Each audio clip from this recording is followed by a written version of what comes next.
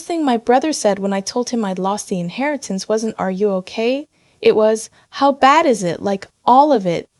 I remember sitting in my car in the parking lot of a Walgreens, engine still running, staring at the phone in my lap. My attorney had told me to make that call. He'd said, "Do it tonight before you sleep and watch how people react." I didn't fully understand why. I trusted him anyway. His name is Leonard. He's been my family's estate attorney for 11 years, longer than my uncle had been sick, longer than any of us knew what was coming. When my uncle, my mom's younger brother, the only one in the family who ever really looked out for me, passed away last spring, Leonard was the one who called me. Not my mom, not my aunt. Leonard. He told me my uncle had left me almost everything: a brokerage account, a rental property in Scottsdale, and a life insurance policy I didn't even know existed, combined a little over $9 million. I had to sit down on the floor of my kitchen when he told me. I'm 31 years old. I manage social media for a dental group. I drive a 2019 Civic with a cracked rear bumper I keep meaning to fix. $9 million didn't feel like a real number. Leonard told me to keep it quiet. He said, "Don't post anything, don't tell anyone outside of immediate family, and definitely don't talk to anyone about the estate until the paperwork clears probate."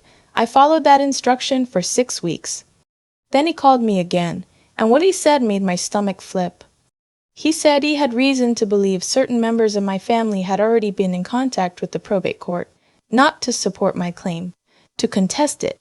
He said he needed me to do something uncomfortable. He needed me to call my mother, my brother, and my aunts, the 3 people who would benefit most if the inheritance went elsewhere, and tell them the estate had hit a legal wall. Tell them a creditor my uncle owed money to had filed a lien on the entire estate. Tell them it was tied up indefinitely and I probably wouldn't see a cent.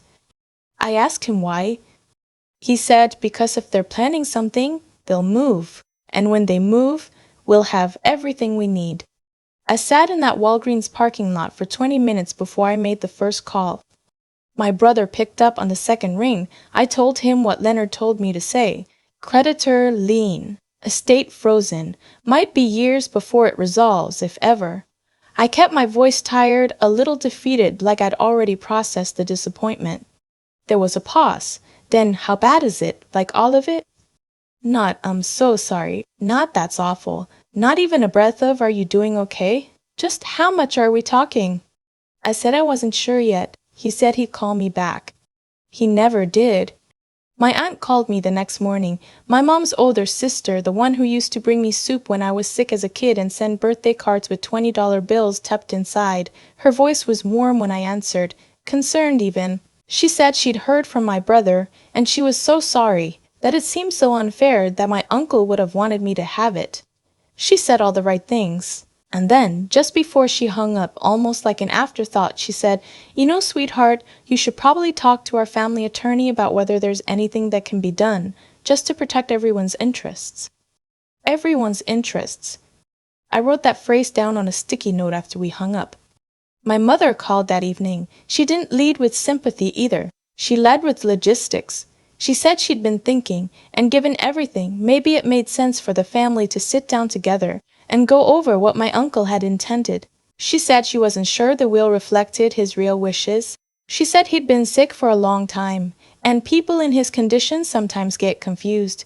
Sometimes they get influenced. Influenced. I pressed my nails into my palm and kept my voice even and said, "Sure, Mom, that sounds fine." She said she'd set something up for the following weekend. I called Leonard the moment we hung up. He listened without interrupting, and when I finished, he was quiet for a second. Then he said, "They're moving faster than I expected." That's good. It means they've been planning this for a while.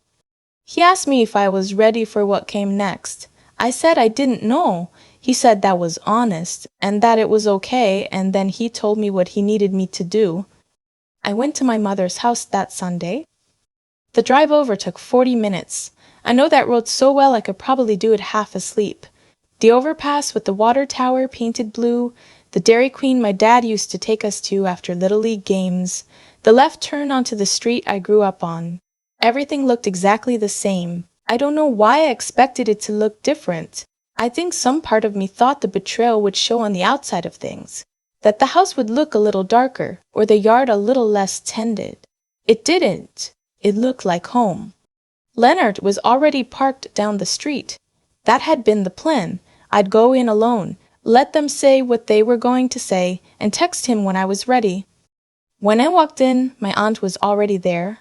My brother was on the couch with his arms crossed. My mother was in the kitchen, pouring iced tea like this was a Sunday dinner and not whatever it actually was. Her sister-in-law, my uncle's ex-wife, someone I barely knew, was sitting in the armchair by the window, which struck me as strange.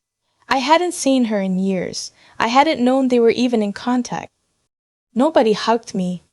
My mother set a glass of iced tea in front of me and sat down and folded her hands on the table like she was chairing a meeting. She said we wanted to talk about the estate. I said okay. She said we've all been doing some thinking, and we feel like your uncle's wishes may not have been fully clear when the will was drafted. She said he'd been on a lot of medication in his final months. She said there were conversations, family conversations, that suggested he wanted to take better care of everyone, not just me. My brother nodded. My aunt looked at the table. My uncle's ex-wife, the one I barely knew, leaned forward and said she had some documentation she wanted to share. She pulled a folder from a tote bag and slid it across the table. I opened it. Inside were printed emails that allegedly showed my uncle expressing doubts about the will, doubts about leaving everything to me specifically. There was a letter, typed, with what looked like his signature at the bottom. It said he had always intended to divide his estate equally among all blood relatives.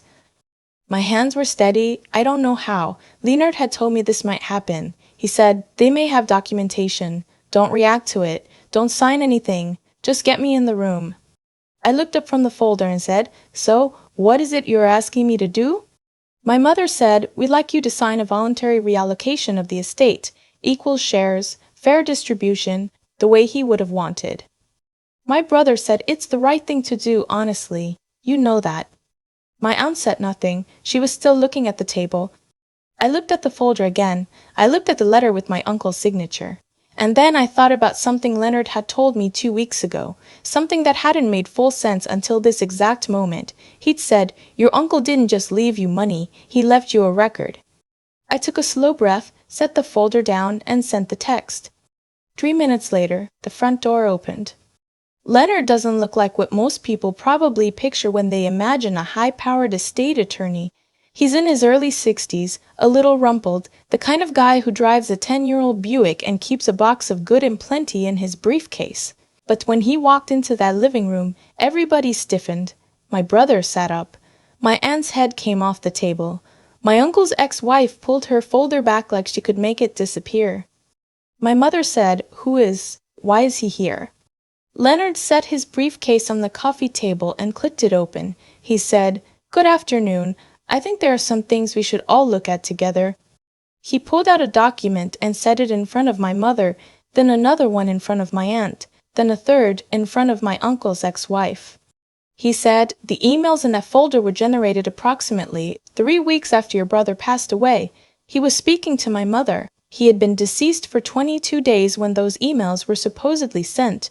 The metadata on the files confirms this. The letter bearing his signature uses a font that didn't exist in the version of Word he had installed on his computer, and the notarization on the bottom was performed by a notary whose license lapsed in 2021. The room went completely silent. My uncle's ex-wife stood up. She said she didn't know anything about any of that. She was just given the folder and asked to present it, and she wasn't going to sit here. Leonard said calmly that she was welcome to leave, but that her name appeared in email correspondence related to the preparation of those documents, and that leaving the room wouldn't change that. She sat back down. My mother's face had gone the color of old chalk. She said, you're taking things out of context. We were trying to honor his wishes. Leonard said with forged documents. My brother pushed back from the table. He said this was ridiculous. This was a family matter. Nobody needed to involve attorneys. This was going to tear everyone apart. I looked at him. I said, you called me back. He stopped. I said, when I told you the estate was frozen, you called me back and said it was bad luck, and that you hoped things worked out, and that you'd talk to me soon. You didn't call me for 2 weeks after that, not once. I waited for you to call and ask if I was okay, and you never did." He looked at the window. I said, "I kept waiting for someone to ask if I was okay." Nobody had anything to say to that. Leonard spread the next set of documents across the table.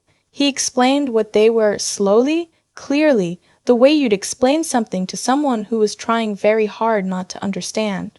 There was a paper trail, emails between my brother and my uncle's ex-wife going back to February, 2 months before my uncle died.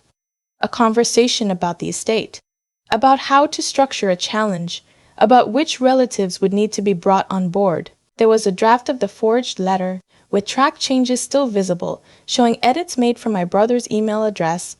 My aunt stood up at that point. Her chair scraped back loud on the hardwood. She said she wasn't part of this. She hadn't known what they were planning. She just came because my mother asked her to. Leonard looked at her and said that her name wasn't in the correspondence and that he had no reason to disbelieve her. She picked up her purse and walked out without saying another word to anyone. I watched her go. I thought about the soup she used to bring me. I thought about the birthday cards. I thought maybe some things survive and some things don't, and you don't always get to choose which ones. My mother was crying, not the way people cry when they're sorry, the way people cry when they're caught. It's a different sound, tighter, less breath in it. She said, "Alyssa," she used my cousin's name by accident and then corrected herself. She said my name. She said, "You have to understand, we've been struggling. Your uncle never helped us the way he helped you. It was never fair. We weren't trying to hurt you. We just wanted what was right." I said, "You wanted what was mine?" She said, "We're your family." I said, "I know." Leonard placed the final document on the table. He said it was a formal withdrawal of the estate contest, relinquishing all claims against the inheritance and acknowledging the legitimacy of the existing will. He said signing it was their best option, given everything on the table. He said the alternative involved the documentation he'd gathered going to the probate court and the district attorney's office, and that forging the signature of a deceased person on a testamentary document was a felony in the state of Arizona. My brother read the paper twice. His jaw was tight. He said, "If we sign this, that's it? It's over?" Leonard said, "That's between your family and your own attorneys. But from my client's perspective, yes." My brother picked up the pen. He signed it without looking at me.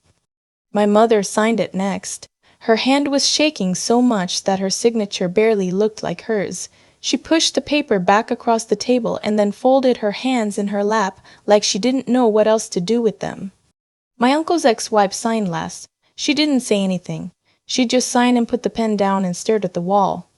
I thought the hard part would be the confrontation. I'd spent 2 weeks dreading that room, dreading my mother's face, dreading whatever they were going to say and how I was going to feel hearing it.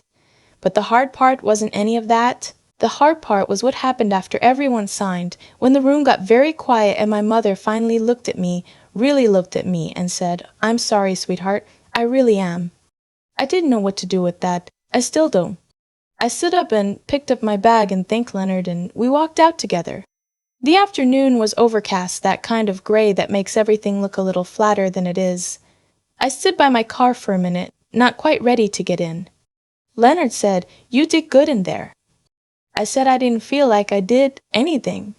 He said, "You held still. That counts for more than you know." He started walking toward his Buick, and then he stopped and turned around. He said there was one more thing I should know. He said my uncle had anticipated this possibility. Not just vaguely, specifically. He said my uncle had come to him about 18 months before he died, while he was still well enough to travel, and had made an additional arrangement. He reached into his briefcase and took out a small envelope, cream-colored, sealed, with my name written on the front in my uncle's handwriting. My uncle had atrocious handwriting. I've been reading it since I was a kid. Birthday cards, notes left on the fridge when he babysat me, little dumb jokes scrawled on napkins. I'd know it anywhere. Leonard said he asked me to give this to you after it was over. I stood in the driveway of my mother's house and opened the envelope. Inside was a letter, 3 pages, front and back, and a small brass key. He wrote, "I've known for a long time that the people in our family love each other the way some people love things they want to own. They don't mean to be that way. I don't think they know they're doing it. But I watched it happen to your mother when our father died, and I watched it happen to your brother when he found out I was sick, and I decided a long time ago that it wasn't going to happen to you, not if I could help it." He said he had purchased a small piece of land outside of Flagstaff, up in the Pines, about 40 acres. He bought it quietly, under an LLC that had nothing to do with the rest of the estate, specifically so that it wouldn't be caught up in whatever happened with the will. It was mine outright. The key was to the gate. He wrote, "I know this is a lot to carry. I know family is supposed to mean something and it hurts when it turns out to mean something different than you thought. But I want you to know that watching you grow up was one of the best things that happened to me. You turned out exactly right. Don't let anyone tell you different. Don't let anyone take from you what you built." He ended the letter with a dumb joke. "I won't write it here, it's mine."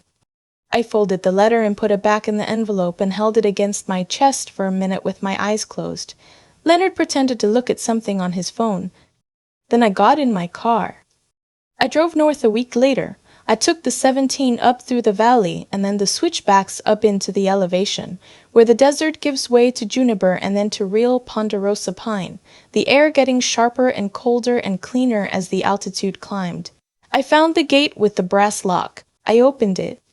40 acres of pine forest, a creek running through the east end, a small clearing in the middle where someone had leveled the ground and poured a concrete pad, like my uncle had been thinking about what to build there, maybe imagining a future where he had more time. I sat on that concrete pad for a long time.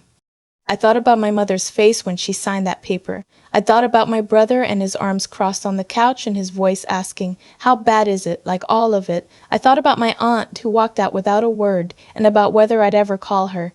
I thought about the soup and the birthday cards. I don't know what comes next with any of them. I don't know if my mother means her apology or if she's just sorry she got caught. I don't know if my brother will ever call me. Maybe none of that gets resolved neatly. I'm learning that most things don't. What I know is this. My uncle spent 18 months quietly building a safety net for me, not because he thought I would need money, but because he knew what people can become when money is involved. He knew before I knew. He made sure that whatever happened, there was a piece of land with my name on it, up in the pines, where the air smells like cold and cedar and the creek runs clear and nobody can take it. I drive up there some weekends now. I made a fire in the clearing last month, just a small one, and sat with a cup of coffee until the sun dropped behind the tree line and everything went quiet. I don't have a word yet for what I feel when I'm up there. Something between grief and gratitude, those two things braided together so tight you can't pull them apart. I miss him. I'm furious at people I still love. I'm freer than I have ever been in my life. Leonard was right. I didn't lose $9 million. I found out exactly who everyone was, and I got to keep the land. I keep thinking about the moment I opened that envelope in my mother's driveway. The handwriting alone almost broke me. My uncle had terrible handwriting, loopy and slanted and too big for the lines, and I'd been reading it my whole life. Birthday cards, grocery lists he'd leave on the fridge when he watched me as a kid, dumb jokes on napkins at diners. I knew it the way you know a voice. And seeing it there, after everything, after that room, and those signatures, and my mother's face, it cracked something open in me that I'm still figuring out how to close. What I've come to understand is that what happened wasn't really about money. The money was just the pressure that revealed who people already were. My brother didn't become someone who asks, "How bad is it?" like all of it in that moment. He already was that person. My mother didn't become someone capable of sitting across a table with forged documents. That capacity was already there, quiet, waiting for the right conditions. The inheritance didn't change anyone, it just removed the reason to pretend. My uncle understood that. He'd watched it happen once before, when their father died and the family tore itself apart over a house and some savings accounts. He didn't just write a will. He spent 18 months building a structure that could survive what he knew was coming. That's not luck. That's someone who paid attention, thought clearly, and did the hard work of planning for a future he wouldn't be alive to see. He protected me not by shielding me from the truth about our family, but by making sure I'd be standing on solid ground when I finally saw it. Leonard did the same thing in his own way. He could have simply filed the paperwork and let the legal process handle it. Instead, he thought 3 steps ahead. He understood that evidence gathered before the confrontation is worth more than outrage gathered after it. He wasn't reactive, he was deliberate. And that deliberateness, that willingness to think past the emotion of the situation into what actually needed to happen, is what made the difference between me walking out of that house with everything or walking out with nothing and a long legal fight ahead. I think about what it cost me to sit in that room and hold still, to not react when my brother crossed his arms and said it was the right thing to do, to not flinch when my mother used the wrong name. Leonard told me that holding still counts for more than I know, and I've thought about that a lot since. There's a kind of strength that doesn't look like strength from the outside. It doesn't raise its voice. It doesn't make speeches. It just stays in the room, keeps its hand steady, and waits for the right moment. I'm not the same person I was before my uncle got sick. I'm not sure that person exists anymore.